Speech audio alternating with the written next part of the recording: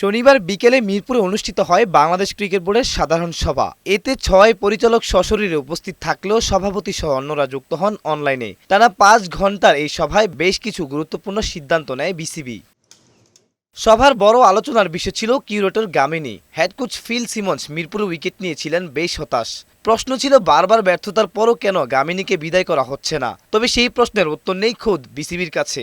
এটা সময় বলবে যে গামিনী থাকছে কি থাকছে না, কিন্তু এখন যে জিনিসটা হয়েছে গামিনীকে আমরা 1 বছর এক্সটেনশন করা হয়েছে 2 মাসের টার্মিনেশন নোটিশ দেওয়াতে। আজকেই তো টনি হেমিংস দিছে।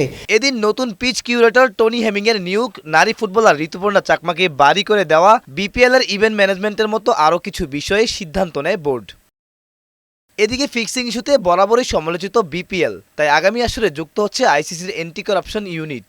নেক্সট বিপিএল আইসিসির যে আগে বলতো এটাকে অ্যান্টি করাপশন ইউনিট, সেই আইসিসিকে আমরা অ্যাপয়েন্ট করা হচ্ছে টু রান নেক্সট বিপিএল।